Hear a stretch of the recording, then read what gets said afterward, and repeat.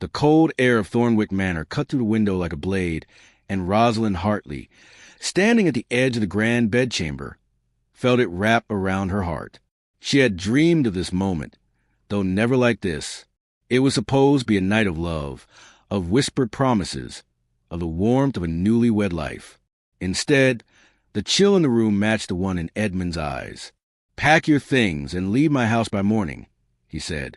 His voice, low and steady, carried the weight of finality, an unfeeling command.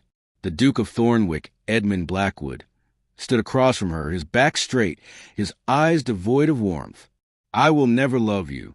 This marriage was my father's dying wish, nothing more. You are a stranger to me, and you always will be."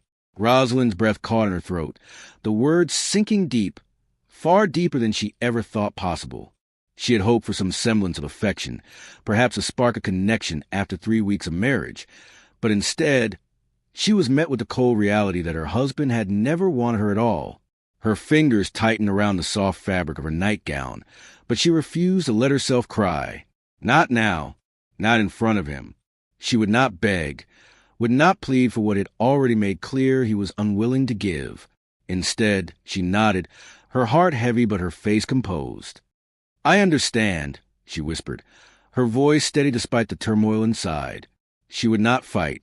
She would not break down before him. As Edmund turned, his movement stiff, like he was battling some unseen force, Rosalind's gaze fell to his left hand.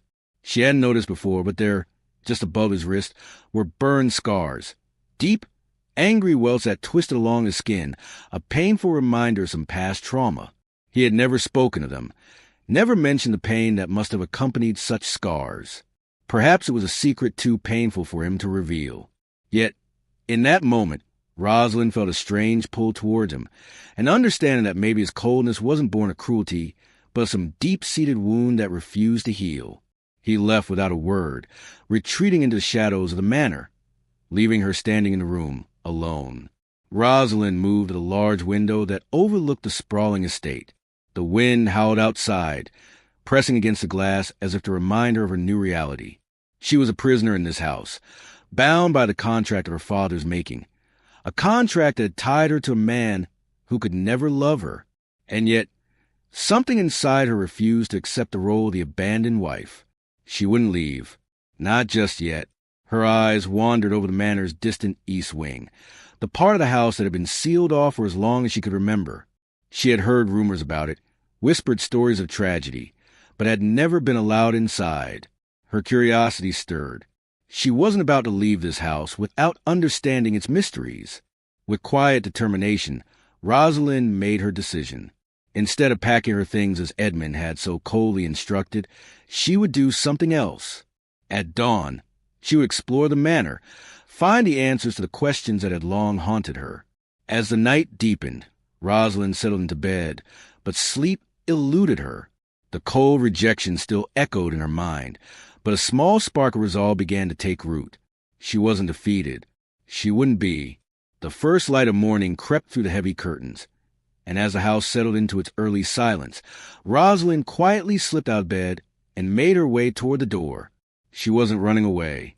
No, she was taking the first step towards something she didn't fully understand yet, something that might just change everything. With one last look at the empty bed, she stepped into the dark hallway, ready to uncover the secrets Thornwick Manor had locked away for so long.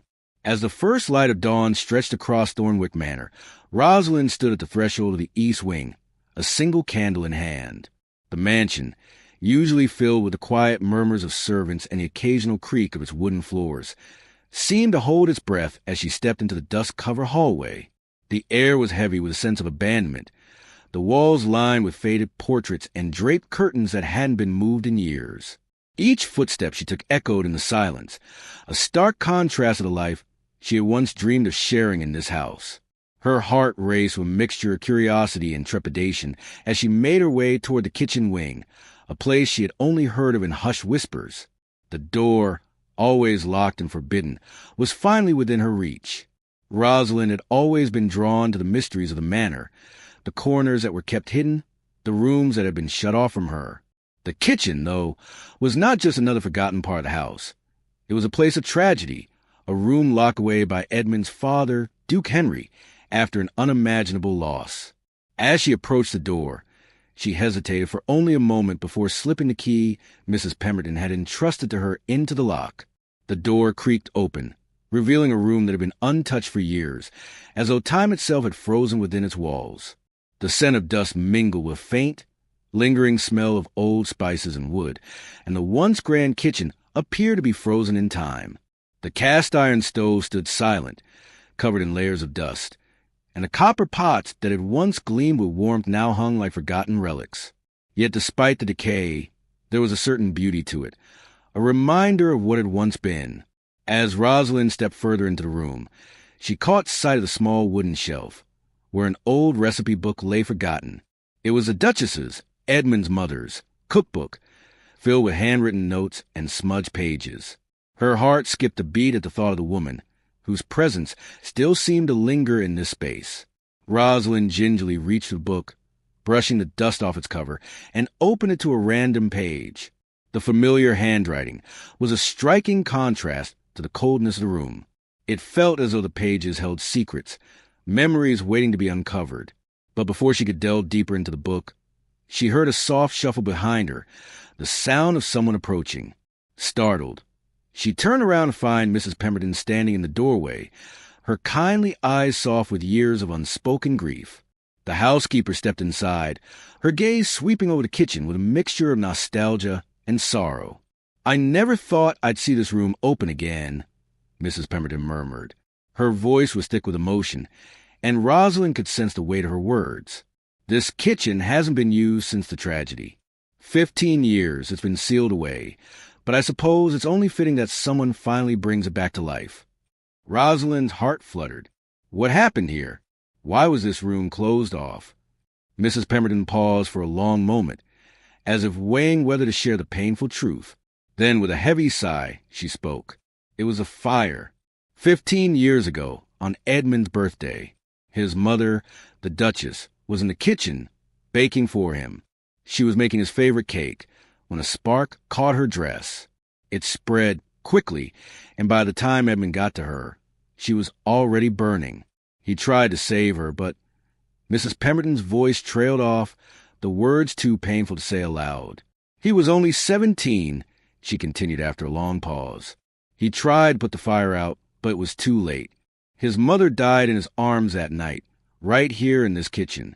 The Duke, his father, blamed Edmund for the accident. He said that if Edmund had never been born, his mother would still be alive. So he locked this room away, never to be touched again, and dismissed the kitchen staff the next day." Rosalind listened in silence, the weight of the tragedy settling over her like a heavy cloak. The pain of loss, the guilt that Edmund must have carried all these years. It was unimaginable. She looked down at the cookbook in her hands, the very object that had once been part of the woman who had suffered and died here. Edmund had lost so much, and yet, from all accounts, he had never truly grieved. The walls he had built around himself were not just of his own making. They were a result of the unbearable grief that had shattered his life. Rosalind's fingers tightened around the book. "Is that why the kitchen was sealed? To erase all memory of her?" she asked, her voice soft but filled with the weight of the question. Mrs. Pemberton nodded. The Duke believed that by locking this room away, he could erase the memory of her death. He thought it would help Edmund forget. But in the end, it only made the pain worse. Rosalind's heart broke for Edmund in that moment. No wonder he was so distant, so cold. How could a man who had experienced such pain ever allow himself to feel love again? How could he let anyone close when the memory of his mother's death haunted him every day? But now, Mrs. Pemberton continued, her voice softening, perhaps it's time for this room to be opened again. Time for the kitchen to come back to life. The Duke may never be able to heal, but you might be the one to help him. Rosalind felt a strange sense of responsibility settle over her. It was a heavy weight, one she wasn't sure she was ready to bear, but it was also an undeniable pull. She had come to Thornwick Manor hoping for a marriage of affection and companionship, but now she realized that what Edmund needed was something far more profound, a chance to heal, to reclaim the pieces of his past that had been buried under grief for so long. And if it meant reopening this kitchen, bringing it back to life for him, then she would do it. She would stay, not out of obligation, but out of a deep, unspoken understanding. "I won't leave, Mrs. Pemberton," Rosalind said firmly. "I'll reclaim this kitchen. I'll bring it back to life." Mrs. Pemberton smiled, a wistful, knowing smile. "I knew you would, my lady. You've got the heart of a true cook, just like your grandmother. I'll help you, of course, but you'll be the one to truly revive it." With that, Rosalind felt a spark of determination ignite within her. She wasn't just going to stay in this cold, desolate house. She would reclaim it one step at a time, beginning with this room. The kitchen would be the first place to heal. And perhaps with time, Edmund could begin to heal too. As the sun rose higher, Rosalind stood in the middle of the forgotten kitchen, the dusty walls surrounding her like a protective barrier. She had no idea what lay ahead, but she knew one thing for sure. She wasn't leaving Thornwick Manor. Not now, not ever. The days that followed were a blur of silence and distance, a constant reminder that nothing would ever be the same between Rosalind and Edmund. Their marriage, which had started as an arrangement of duty and convenience, had now become a battleground of emotions neither had the courage to confront. Edmund, ever the distant figure, kept to his solitary routines, retreating into the study before dawn, where he would bury himself in papers and books. He rode his stallion midnight, for hours each day across the sprawling Thornwick estate, as the act of galloping to the open fields could somehow outrun the ghosts that clung to him. Dinner was a solitary affair, often taken at his gentleman's club in the village, far from the eyes of his wife, who remained locked away in the manor, a stranger in her own home. And at night, when the house grew still, Edmund slept alone in the west wing, in a room far removed from the one that should have been theirs. Communication between them was sparse, reduced to the occasional note delivered by Garrett, the ever-loyal valet, whose eyes always seemed to carry an unspoken pity for Rosalind. It was in the little moments, when she caught glimpses of him through the study's open door or saw his lone figure riding across his estate, that Rosalind began to realize the depth of his isolation. She watched him from the windows of the manor, her eyes tracing the lines of his stiff back, the way he would never look up, never acknowledge her presence. It was as if he had made a silent vow to shut her out, to keep her at arm's length, and she, in turn, was beginning to understand that there would be no warm welcome waiting for her. Even his weekly visits to his mother's grave, which he carried out with a reverence that bordered on obsession, only seemed to deepen the wall between them. Every Tuesday, rain or shine, Edmund would leave before dawn, returning hours later with a bouquet of wildflowers in his hand, a ritual that had been in place long before Rosalind had arrived. She didn't know what to make of it, whether it was a form of penance or an expression of love, but it was a pattern that spoke volumes about the grief he carried, a grief that had never been allowed to heal. It was on one such Tuesday, as Rosalind watched him from her bedroom window, that she noticed something different. For the first time, she saw him pause at the foot of the grave, his shoulders slumped in a way that made him look smaller, more vulnerable than she had ever seen him. He seemed to linger there, as if the weight of the years was finally catching up with him. She wondered, fleetingly, if he had ever let anyone see that side of him, if anyone else had ever been able to reach him the way she longed to. But she quickly shook off the thought. She was not his savior. She was his wife, his unwanted, distant companion in a marriage that neither of them had chosen. Meanwhile, the manor staff began to notice the shifts in her behavior. The house had grown accustomed to Edmund's moods, to his silence, his aloofness. But Rosalind's presence was a new variable.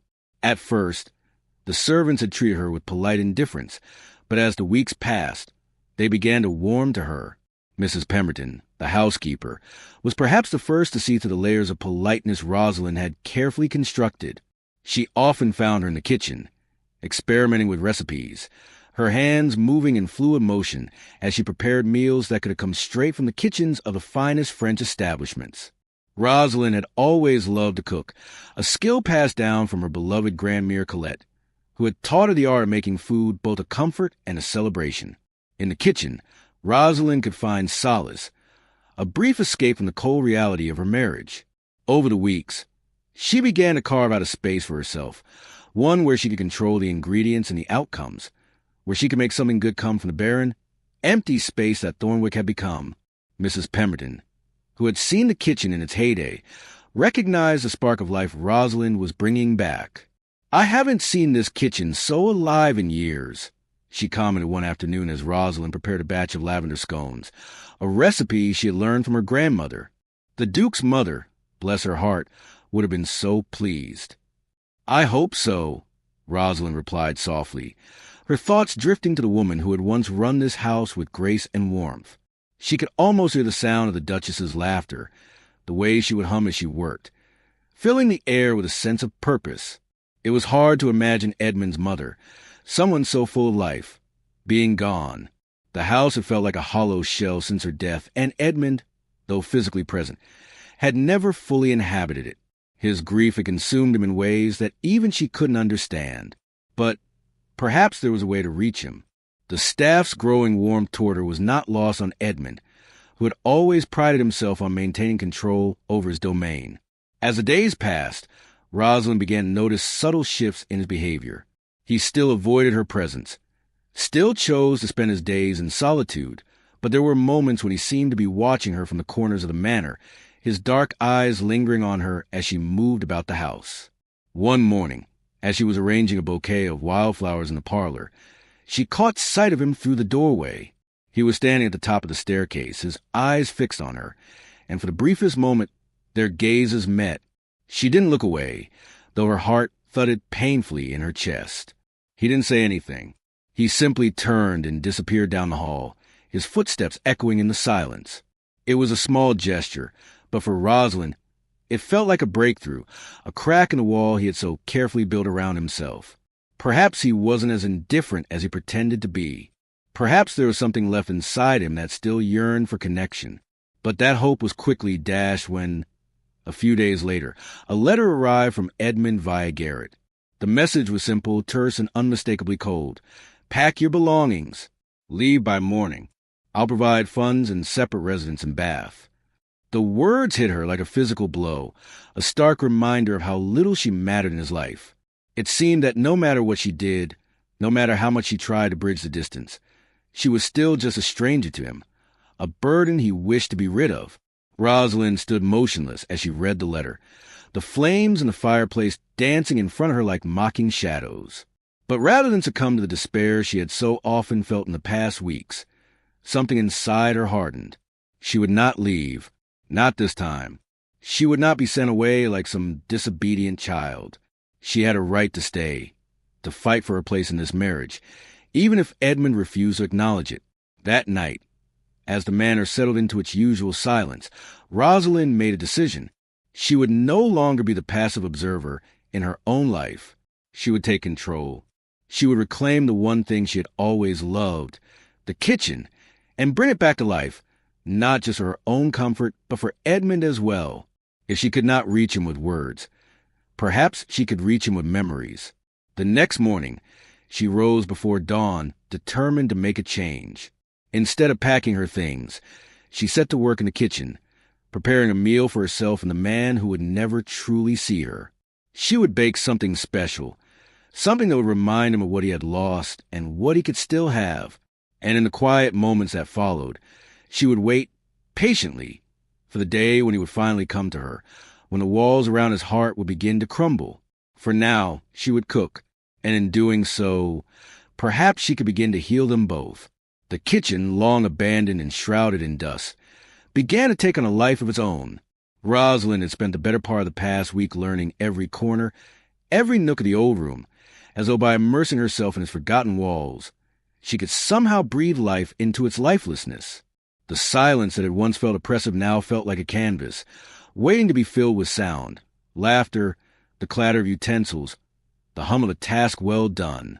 The first time she lit the stove, after so many years of disuse, it was as though she had awakened the very heart of Thornwick Manor. The familiar scent of warm bread and spices began to fill the air, replacing the musty odor of decay. There was a rhythm to the work, a calmness in repetition, and as Rosalind kneaded dough and sifted flour, her mind would drift back to memories of her childhood in Provence. She could almost hear Grandmere Colette's gentle voice, whispering instructions as they baked together in her tiny kitchen, the warmth of the oven matching the warmth in her heart. Baking had always been a refuge for Rosalind, a place where she could pour her heart and soul into the simple act of creating something beautiful, something that brought comfort to those she loved. And so, one night, as the winds howled outside and the manor seemed to shrink on itself, Rosalind decided to bake. She reached for a weathered recipe book that had belonged to Edmund's mother, the Duchess of Thornwick, a book that had once been filled with love and laughter in the very kitchen she now occupied. The pages were worn, the ink faded in places, but they still carried the essence of a time long past. Her fingers gently traced a handwritten recipe for an apple tart, the very dessert Edmund's mother had once made for him on his birthday. The idea of recreating something so personal, so tied to the past, made Rosalind heartache, but she felt an undeniable pull to bring that past back to life. She gathered the ingredients, cinnamon, honey, butter, and thinly sliced apples, and began the familiar process. The rhythm of the work soothed her, grounding her in the present while allowing her to honor the past. As the dough took shape and the scent of the tart began to fill the kitchen, Rosalind felt a strange sense of connection to Edmund. She could almost imagine his mother standing beside her, teaching her how to fold the dough, how to infuse the filling with just the right amount of sweetness. For a moment, she felt as though she was no longer alone in the kitchen, as if the spirit of the woman who had once ruled this room had returned to offer her guidance. Once the tart was finished, Rosalind placed it in the oven and waited, the warmth of the kitchen wrapping around her like a comforting embrace. It felt like a small act of rebellion against the coldness that had pervaded her marriage, against the walls that Edmund had so carefully built between them. She would not let him push her away so easily. She would not be forgotten. As the tart baked, she found herself thinking of Edmund. She wondered what he would think of this gesture, whether it would reach him, whether it would break through the ice that had formed around his heart. And then, as if on cue, she heard the faint sound of footsteps approaching the kitchen door. Edmund, for a moment, her breath caught in her throat and her hands froze mid-motion. She had expected him to avoid her, to continue retreating into the world of his own sorrow. But instead, he was here, drawn by the scent of the tart, perhaps, or by something deeper, something more elusive. The door creaked open, and there he stood, dressed in a loose nightshirt and banyan, his eyes dark and unfocused as he glanced around the room. For a long moment, neither of them spoke. The silence stretched between them, thick and heavy. Rosalind felt her heart hammer in her chest, her hands trembling slightly as she reached for a plate to serve the tart. "What are you doing?" Edmund's voice was hoarse, almost unrecognizable. His eyes were wide, as if he couldn't quite believe what he was seeing. Rosalind held the plate out to him, a simple offering. "I am staying." "And I am baking," she replied, her voice steady despite the fluttering in her chest. She did not flinch under his gaze. This was not the time for weakness, not the time for retreat. She had decided, in this moment, that she would not be intimidated by his coldness, nor by the hurt that lingered between them. He stood in the doorway, his gaze flickering between her and the tart, his eyes betraying a trace of something. Curiosity, perhaps, or even the faintest spark of recognition. Slowly, he stepped forward, reaching for the plate with trembling hands. The contact between them, however brief, sent a jolt of warmth through Rosalind, though she refused to acknowledge it. He took the slice of tart without a word, his fingers grazing hers in the process, and without so much as a glance in her direction, he walked over to the kitchen table. He sat, the chair scraping against the wooden floor with a soft, protesting sound, and for a long moment he simply stared at the slice of tart, as if unsure what to do with it. Then, without lifting his gaze, he took a bite. His eyes fluttered closed as the taste seemed to flood his senses. Rosalind watched him carefully, noting the way his shoulders relaxed, the way his body seemed to soften just a fraction. It was a moment of vulnerability, fleeting and almost imperceptible, but it was there, and for that brief instant, Rosalind felt a surge of hope. The grief that Edmund carried with him, so heavy, so consuming, had not been an easy thing to witness, but this moment of connection felt like the first crack in the wall he had built around himself. It was as if, for just a second, the years of pain and loss fell away, leaving behind the man she had married, the man she had hoped to love. She waited, watching him in silence, her heart in her throat, as he chewed the tart slowly, savoring each bite. The minutes stretched on, and still He did not speak. Rosalind had no idea what he was thinking. No idea whether the simple act of baking had actually made a difference. Perhaps it hadn't. Perhaps he would return to his cold indifference by morning. But in this moment, it felt like something had shifted, something subtle yet significant. Finally, after what seemed like an eternity, Edmund put the plate down on the table. He didn't speak, but his hands trembled as he picked up the silver fork beside him. His gaze remained fixed on the plate, and the silence between them grew even more profound. Rosalind, for her part, didn't know how to break it. She wanted to say something that would bridge the distance between them, something that would make him understand how deeply she had come to care for him, how much she longed for him to heal. But the words wouldn't come. She wasn't sure if she even had the right words. Instead, she simply watched him. After a long moment, Edmund stood, his movements slow and deliberate. He walked to the door, and before he stepped out into the hallway, he paused. "What's your name?" he asked softly, as if he had forgotten for a moment. "Rosalind," she replied, her voice barely a whisper. He nodded once, his eyes briefly meeting hers before he turned and walked away, disappearing into the depths of the manor. Rosalind stood there for a long time, her heart pounding in her chest. She wasn't sure what to make of the moment, whether it was a breakthrough or just another fleeting interaction, but she knew one thing for certain. It had been a step.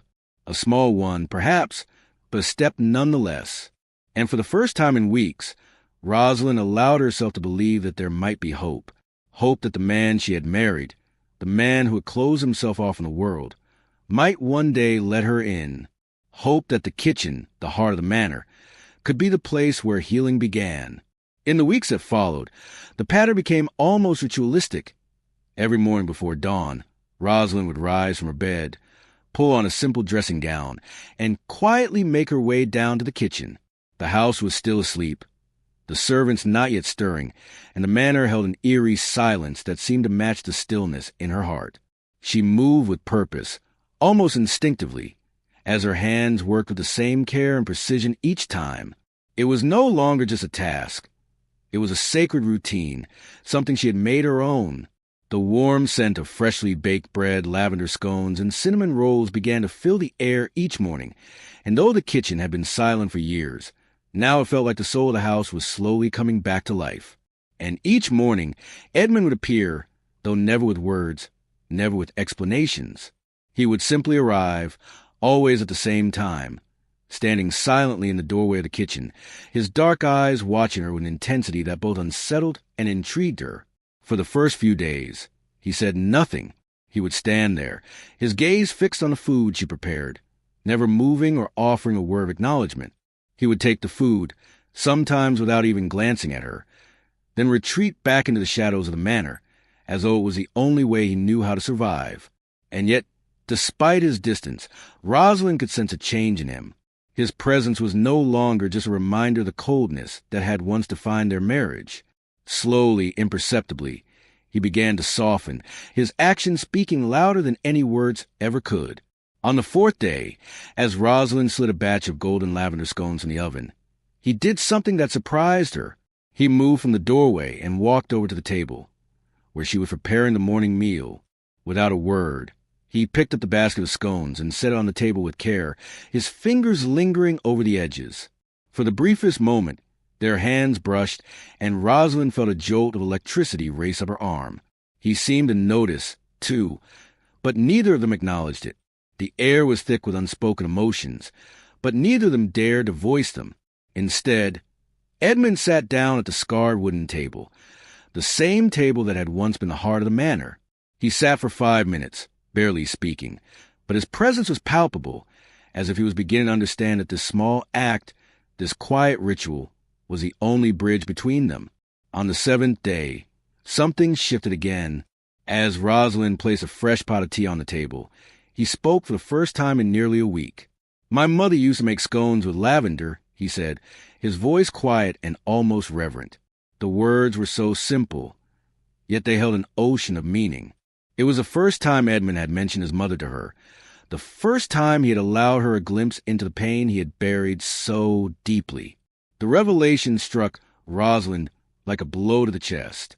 She knew, of course, that Edmund had lost his mother in a tragic accident. But to hear him speak of her so casually, as if the memory of her had lived on in the scones, was a reminder of how little she truly knew him. It was a subtle shift, but it was enough. "I will make them for you," she replied, her voice soft, offering the kind of comfort he had never asked for. The next morning, she prepared the scones with care, folding in the lavender exactly as Edmund's mother had, following the recipe from the tattered book with a reverence that matched the love she felt for the man who sat in silence across from her. She set the warm scones on the table, along with a pot of tea and a small dish of honey. Edmund entered the kitchen at his usual hour, and without saying a word, he sat down at the table. For the first time, however, he did not retreat immediately after taking the food. He lingered, watching Rosalind with an expression that was unreadable but somehow soft. His hand shook slightly as he reached for a scone, but he steadied himself before taking a bite. He chewed slowly, savoring the flavor, and his eyes briefly closed as though he was tasting something far more than just the food. The silence between them was no longer oppressive. There was an understanding between them now, one that neither had ever spoken aloud, but both had begun to accept. Edmund wasn't avoiding her anymore. He wasn't pushing her away, and he wasn't hiding behind the walls of his grief. He was allowing himself, for the first time, to share something with her. That simple act of eating the scone, of sharing in a memory of his mother, felt like the beginning of something new between them. Each morning that followed, Edmund's presence at the table became less of a ritual and more of a choice. He didn't simply show up to take the food and leave. He stayed. He sat with her, watching her move around the kitchen, listening to the sound of her humming softly as she worked. The staff began to notice the change as well. Mrs. Pemberton, who had seen Edmund withdraw for so many years, now saw him coming to breakfast every morning, even if he didn't speak a word. It was the small things that spoke volumes, the way he would silently pass her the butter or how he would pour the tea without being asked. It wasn't the words he said, but the actions that spoke louder than any of them. There was another shift, too. As Edmund started to stay longer at the table, he began to ask Rosalind questions, though they were simple at first. He asked about her childhood in Provence, about the dishes her grandmother had taught her to make, and the songs they had sung as they worked. Each answer she gave felt like another layer peeled back, revealing more of herself than she had ever expected to share. There was no grand confession, no dramatic revelation, just simple exchanges, two people learning about each other through small, quiet moments.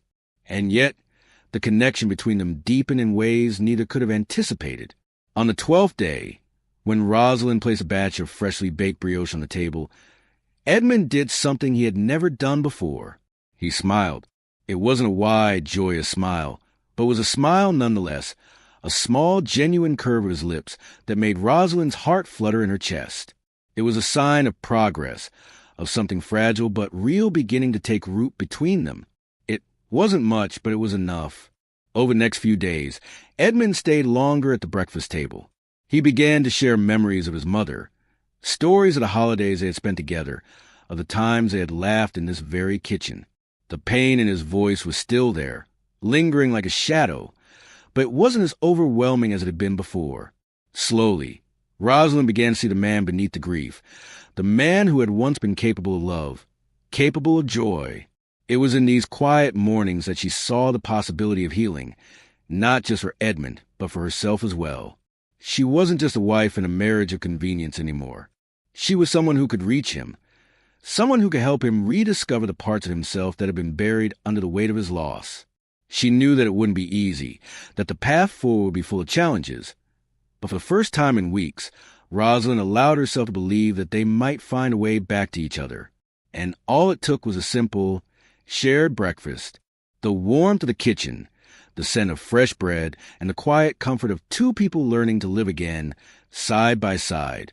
As the days passed and the kitchen slowly became the heart of Thornwick Manor again, Rosalind found herself settling into a rhythm she hadn't known was possible. The pain of Edmund's coldness had not disappeared entirely, but it no longer seemed as overwhelming. Instead, she focused on the small victories, the moments when Edmund lingered at the breakfast table a little longer, when he shared another memory of his mother, or when his eyes softened just for a moment as he watched her prepare a dish with care. Each one of these moments, small as they seemed, felt like a step forward, a shift in the invisible wall that had once separated them. Rosalind knew, however, that this fragile connection needed something more, something deeper, to truly bridge the gap between them.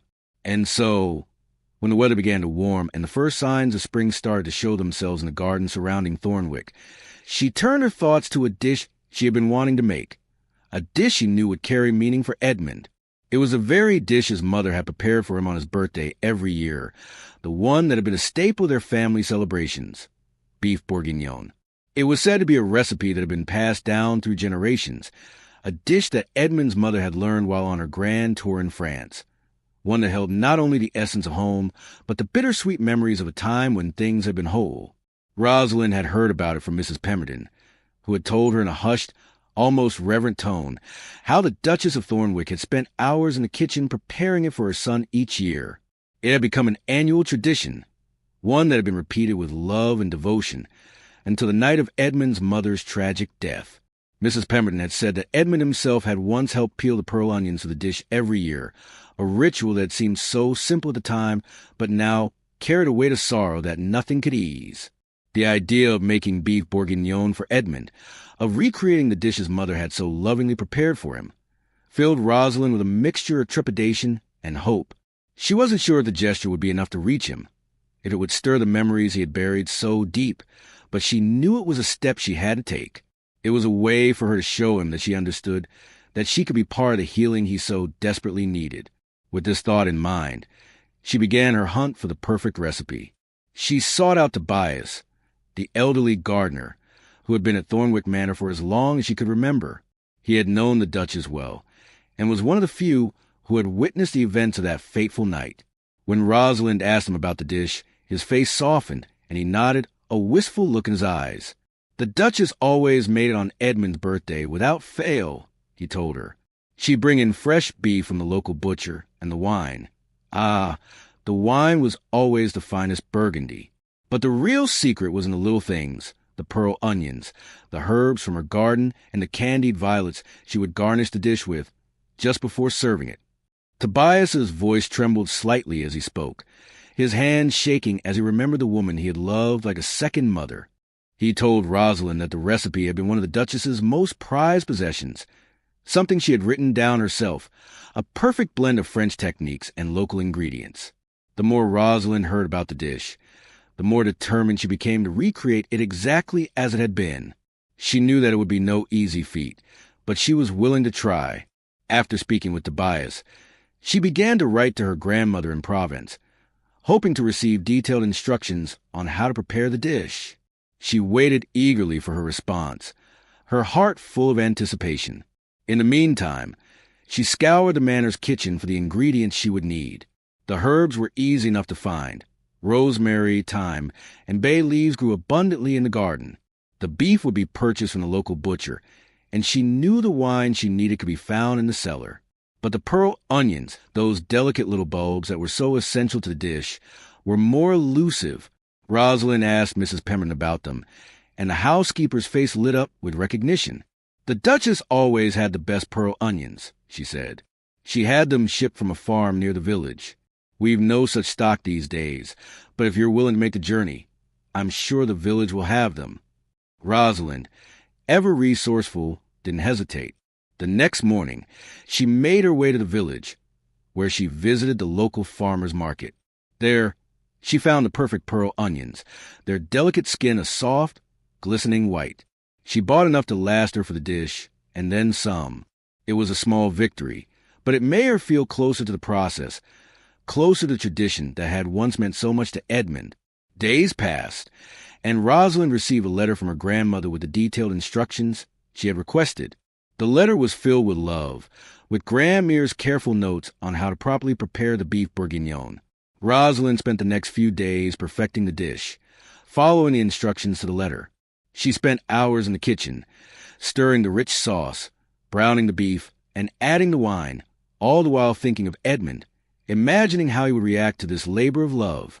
She could almost see the memory of his mother in the way he would smile when he tasted it, as if the dish itself would bring him back to a time when he had been whole, when he had known love and warmth and abundance. As she worked, Rosalind found herself growing more confident. She had always loved cooking, but this was different. This was about more than just food. It was about healing, about rebuilding something that had been broken, something that she hoped could be mended to the simple act of preparing a meal. When the dish was finally complete, Rosalind stood back and looked at it, her heart pounding in her chest. It was beautiful, rich, fragrant, and full of history. She felt a surge of pride, mixed with a deep sense of vulnerability.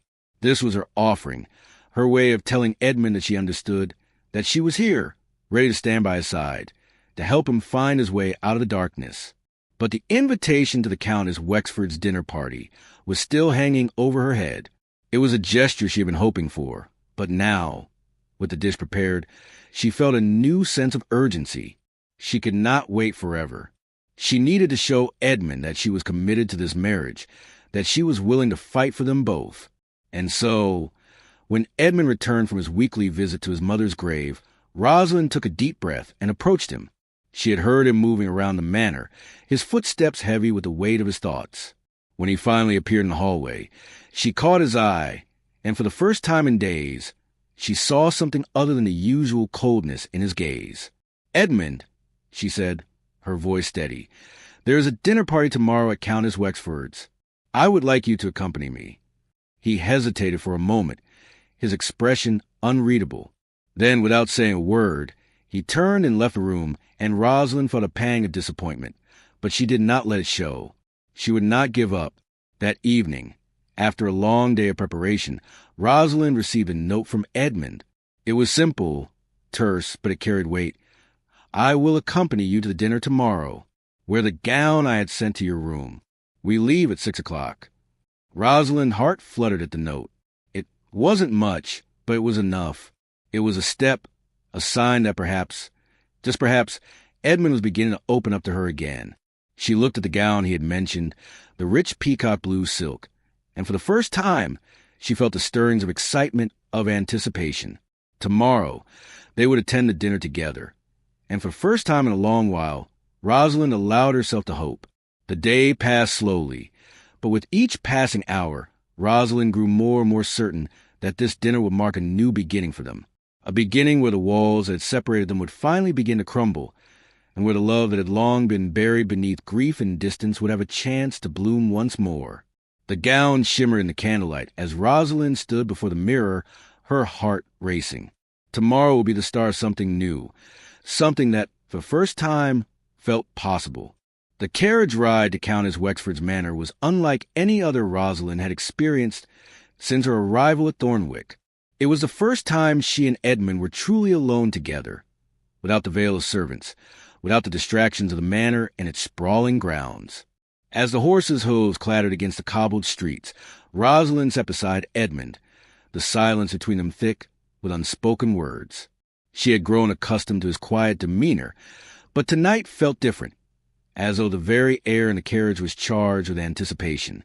The peacock blue gown he had chosen for her shimmered in the dim light, and she felt, for the first time since their marriage, a sense of grace and purpose.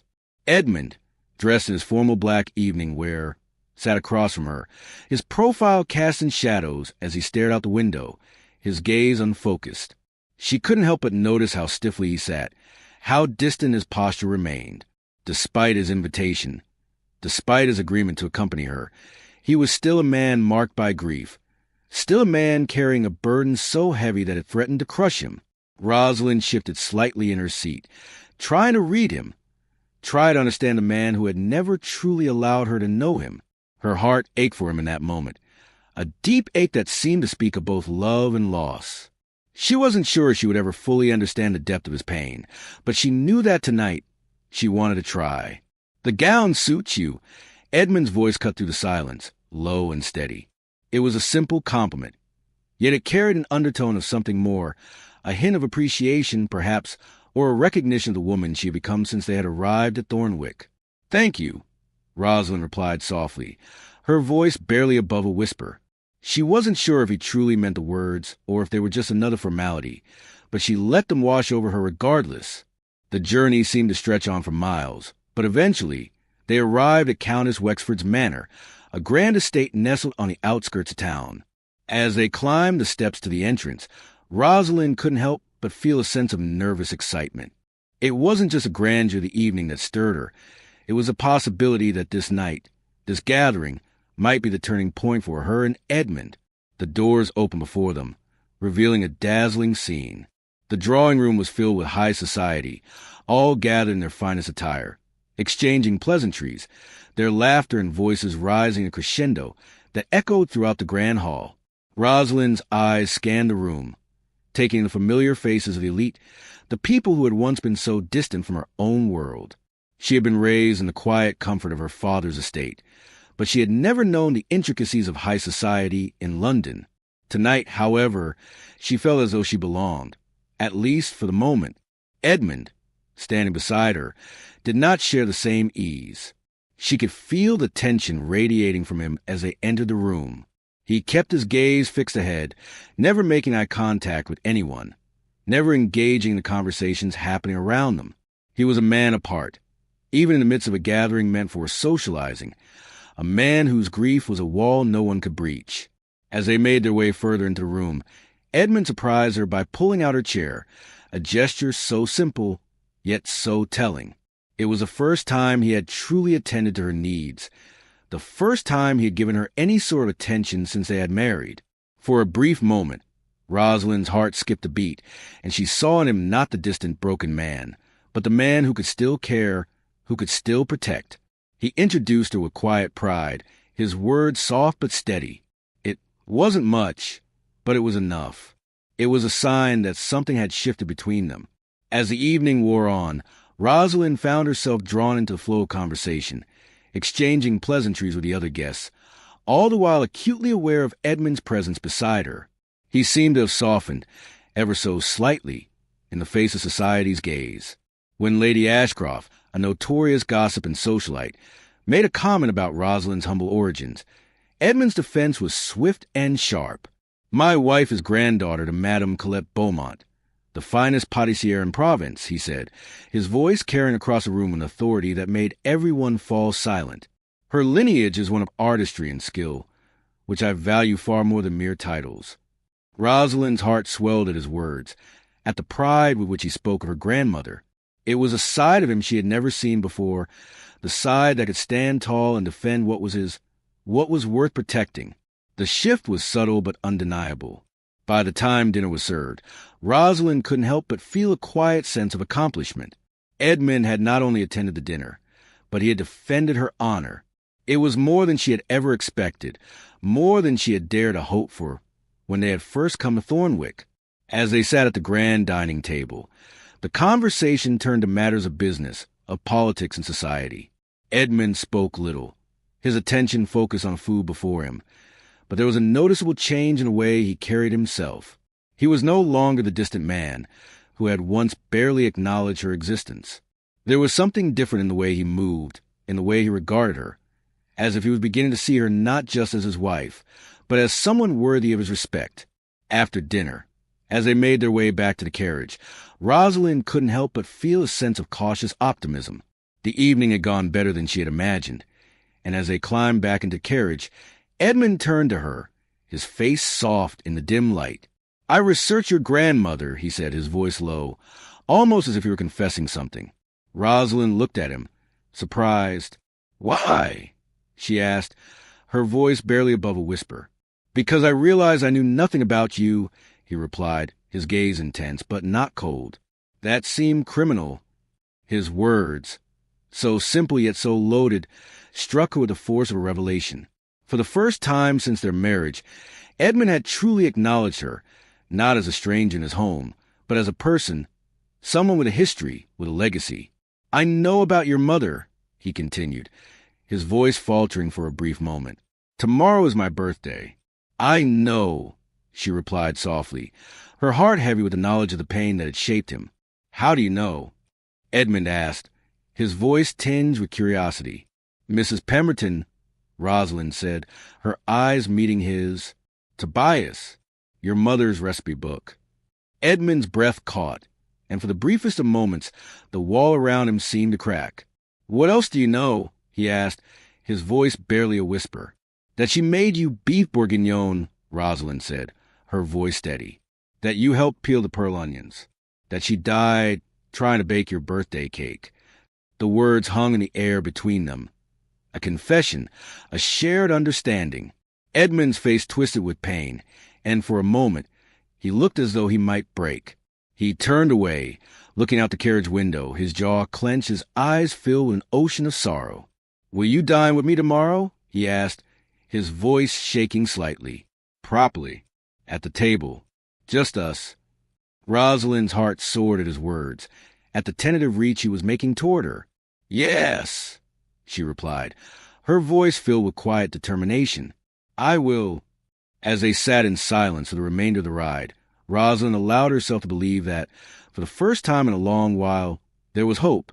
Hope that Edmund would let go of the past, that he would find a way to live again, and that perhaps together they could begin to heal. The road ahead was still uncertain, but in this moment, she knew that they had taken the first step towards something new. The morning of March 15th dawned quietly, with a gray sky hanging low over Thornwick Manor, as though the heavens themselves were weighed down by the sorrow Edmund had carried for so many years. Rosalind awoke before the sun, the chill of the early morning air still hanging in the corners of the room. She had already been awake for hours, her mind spinning with thoughts of what the day would bring. The air around her was thick with anticipation, the quiet weight of history pressing on her shoulders as she prepared for what might be the most important meal she had ever cooked in her life. The recipe, now ingrained in her memory, was ready.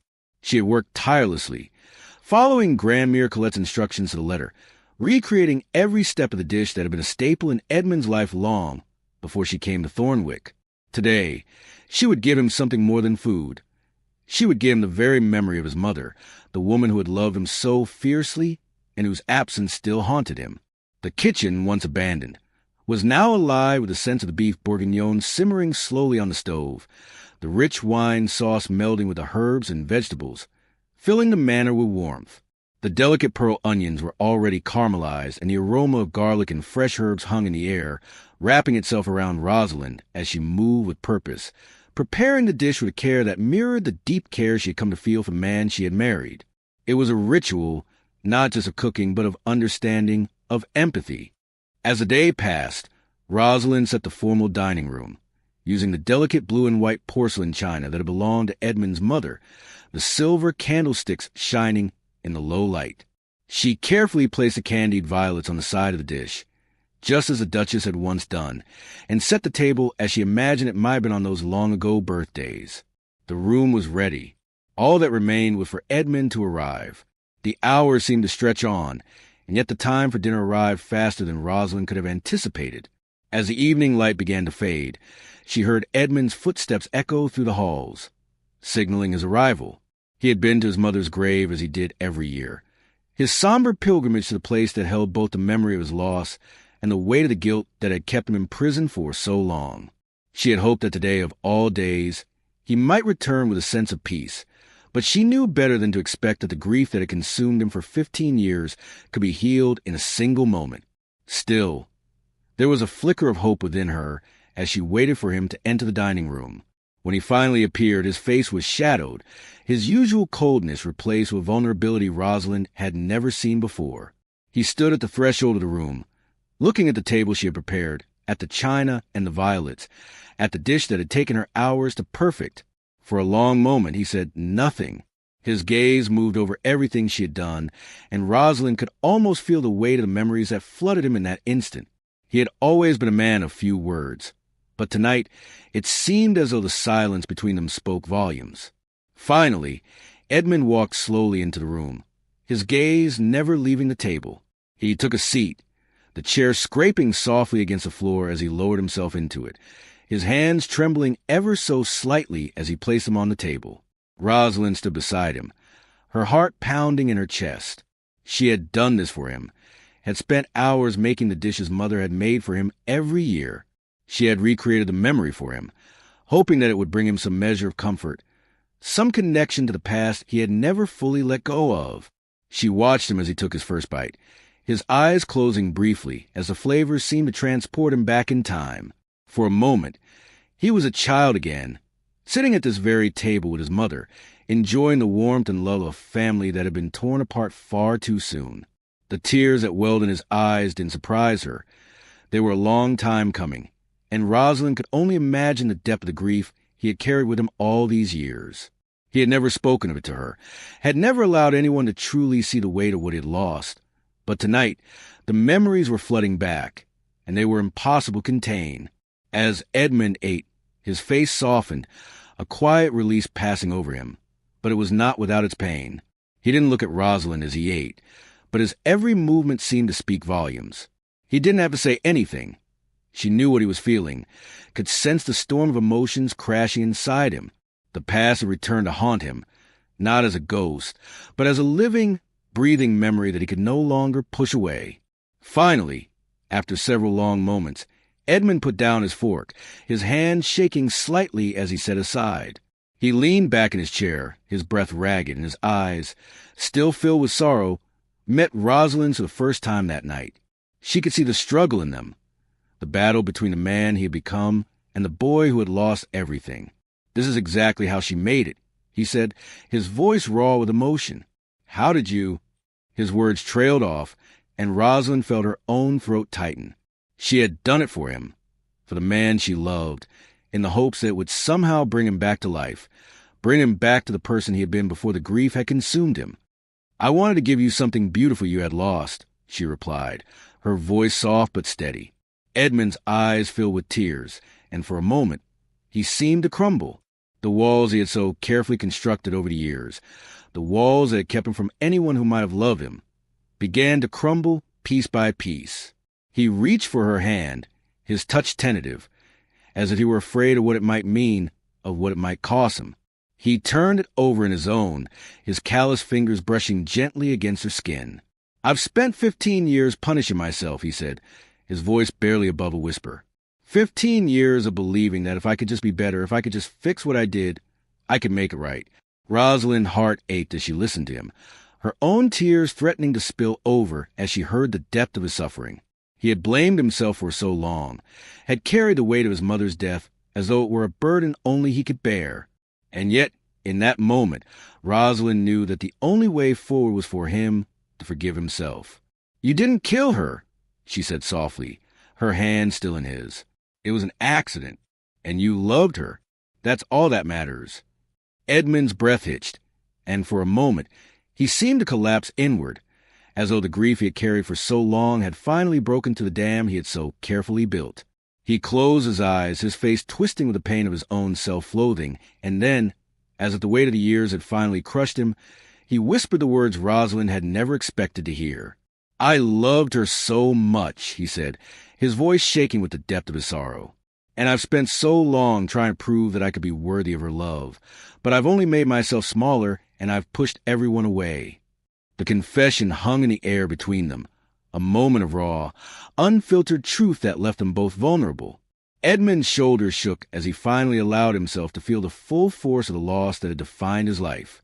Rosalind, without hesitation, moved to his side, kneeling beside him, her heart breaking as she took his scarred hand in both of hers. "You didn't kill her," she said again, her voice gentle but firm. "Accidents happen, Edmund, and love is not crime." He looked at her then, his eyes filled with confusion, with pain, but also with something else, something he had not allowed himself to feel for years. "Your mother would be heartbroken to see you living like this," Rosalind continued, her voice trembling with the sincerity of her words. "She would want you to live again, to love again." Edmund's face crumpled as he collapsed forward, his sobs shaking his body. Rosalind held him, her arms wrapping around him as he finally allowed himself to feel the grief, the pain, and the love he had buried for so long. "I told you I would never love you," he whispered between sobs. "But I was lying," he continued, his voice barely audible. "I've been terrified ever since the day I met you." Rosalind's breath caught. "Of what?" she asked, her voice soft. "Of losing you," he said, the words heavy with the weight of everything he had never said. "Of loving you and having you die because of me." In that moment, everything became clear. The walls around him, the coldness, the distance, everything had been built from fear. And in this single moment, Rosalind understood that fear was all that had kept them apart. "Then be terrified with me," she whispered, her hands gently cupping his face. "But don't push me away." And as Edmund collapsed into her arms, the weight of the years, the grief, and the pain seemed to finally lift, and for the first time in a long time, Rosalind allowed herself to believe that love, real love, could heal even the deepest wounds. The night was not over, but the first cracks in Edmund's armor had appeared, and the promise of a new beginning, of a love that had been waiting to bloom, hung in the air between them, fragile but real. The days following that pivotal night marked the beginning of something new for both Rosalind and Edmund, something fragile yet undeniable, like the first buds of spring pushing through the cold earth. Thornwick Manor, which had been steeped in silence and sorrow, slowly began to transform. The kitchen, once a place of sorrow and memories of loss, became the beating heart of the house. The scent of freshly baked bread, pies, and savory stews once again filled the air, replacing the musty stagnation of abandonment. For the first time since they had arrived at Thornwick, Rosalind and Edmund found themselves moving in harmony, not as two strangers bound by duty, but as two people rediscovering each other in the quiet moments of shared work, laughter, and even silence. They cooked together every morning, the once frigid air between them now charged with the warmth of shared labor. Edmund, once a man who could barely meet her gaze, now found himself lingering in the kitchen, asking questions about the recipes she had learned from her grandmother. He would often offer her a gentle smile, the first true smiles he had given her since their wedding. She began to see him as more than just a man who had shut himself off from the world, more than a man who had been consumed by grief. Slowly, he was becoming the man he had been before, the boy who had once had the capacity for joy, for love, for life. Each morning as they stood together, kneading dough, chopping vegetables, and preparing meals, their connection deepened. There were moments when their hands brushed, moments when they shared a quiet glance, a smile, or a word that spoke volumes. It wasn't always easy, and there were still moments when Edmund would retreat into the shadows of his grief, but those moments were fewer now, and when they came, Rosalind knew how to give him space without pulling away herself. The manor staff, once wary of the cold, distant Duke, began to see a change in him as well. Mrs. Pemberton, the housekeeper who had known Edmund since he was a child, watched with a quiet joy as the house came back to life, the echo of laughter and warmth returning to the halls. Even Tobias, the elderly gardener, noticed a change. "He's not the same man he was before," Mrs. Pemberton said to Rosalind one afternoon as they worked side by side in the kitchen. "It's as if he's remembered what it's like to live again." Rosalind only smiled, her heart full of the unspoken truth that was blossoming between them. Life at Thornwick was no longer an endless procession of cold, unfeeling days. It was a place where love could bloom again, where Edmund could finally begin to forgive himself and allow himself to be loved. One evening, as they sat at the table together, the warm glow of candlelight dancing across their faces, Edmund reached for her hand. He didn't speak immediately, but his fingers brushed against hers, the touch soft, tentative, yet filled with meaning. Finally, after a long silence, he looked at her, his eyes filled with gratitude and something deeper, something that Rosalind had been waiting for. "I never thought I would be able to feel anything again," Edmund said quietly, his voice low but steady. "I thought that if I allowed myself to love, it would only make the pain worse. But you," he paused, swallowing hard, "you've made me remember that life isn't just about surviving. It's about living, about loving, about healing." His words, so simple yet so profound, filled Rosalind's heart with a warmth that no fire could ever match. "I will always be here for you, Edmund," she replied softly, her voice full of sincerity. "And I'll never stop loving you, no matter what." It was a promise, one that would be tested in time, but Rosalind knew deep in her heart that it was a promise she would keep. They were no longer the same two people who had been thrust together by duty, no longer the strangers who had once walked past each other in silence. They had become partners, not just in marriage, but in life, in healing, and in love. As the weeks turned to months, their bond grew stronger, and Thornwick Manor transformed from a house of shadows into a home. The kitchen, once a symbol of loss, became a place of joy. Every Sunday, Edmund and Rosalind would bake together, preparing the dishes that had once been the signature of the late Duchess. The staff would gather around, sharing in the warmth and laughter that filled the room, and on those mornings, it seemed as though the house itself was alive again. Edmund began to fund a new program for the local village girls, a cooking school where Rosalind could teach them the skills she had learned from her grandmother. It was her way of giving back, of passing on the lessons of love and healing she had learned through food. Edmund, ever supportive, attended every session, watching with pride as Rosalind poured her heart into the program. Together, they were building something beautiful, something lasting, and something that was all their own. 1 year after the night of the birthday dinner, Thornwick Manor was hosting a grand celebration. The house was full, the rooms echoing with the laughter of friends and family, the smell of roasted meats and fresh bread wafting through the air. The guest list included all of the people who had once been skeptical of their marriage, the people who had whispered behind closed doors about the cold Duke and his invisible wife. But those whispers had long since faded. The transformation was undeniable. Edmund, standing beside Rosalind at the center of the room, raised his glass in a toast. "Last year, I tried to send away the greatest gift I ever received," he began, his voice steady and filled with emotion. "My wife refused to leave." He paused, his eyes meeting Rosalind's. "She stayed. She cooked. She loved me when I couldn't love myself. And in doing so, she saved me." The room was silent for a moment, and then the applause began, gentle at first, but growing louder as everyone in the room recognized the truth in Edmund's words.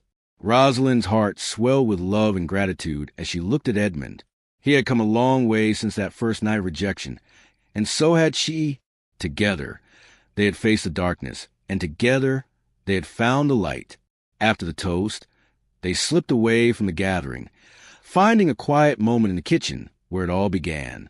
The fire was crackling in the hearth, the moonlight streaming through the windows, casting a soft glow over the room. Rosalind, feeling the weight of the past year lift from her shoulders, placed Edmund's hand gently on her belly. "A child." Edmund's voice was filled with wonder, his eyes softening as he looked down at her. Rosalind nodded, her eyes shining. "Yes," she said, her voice thick with emotion. "Due in October." Edmund's face softened with joy. The tears that had once been a symbol of his pain, now replaced with tears of happiness. "A child born from love, not duty," he whispered, his hand gently resting on her stomach. "What will we teach them?" he asked, his voice filled with tenderness. Rosalind smiled, her heart full of love for the man who had become her world. "That food is love. That healing takes time. That even the coldest hearts can thaw with patience," she said. "And that their father is the luckiest man in England." Edmund pulled her into his arms, holding her tightly as the fire crackled behind them. The past had been difficult, the road they had walked fraught with pain and loss, but now, in this moment, all that mattered was the love they had found. The journey was far from over, but Rosalind knew that no matter what came next, they would face it together. In the stillness of the kitchen, the place where their lives had begun to change, they found peace. The house was filled with warmth, with life, and with the promise of a future that was theirs to create. And as they danced together, in the quiet of the night, Rosalind knew that they had finally found what they had both been searching for, each other. The love that had once been so distant, so impossible, was now their reality. The night was theirs, and for the first time in a long time, Rosalind could finally say with certainty that she was home. And as Edmund whispered against her hair, "I will always love you," she smiled, knowing that the love they had built together was a love that would last forever. "Even when I'm round as a Christmas pudding," she teased, her voice light with laughter. Edmund chuckled, the sound full of warmth of joy. "Especially then," he said, his voice filled with affection. "And I will spend every day proving I never should have said otherwise."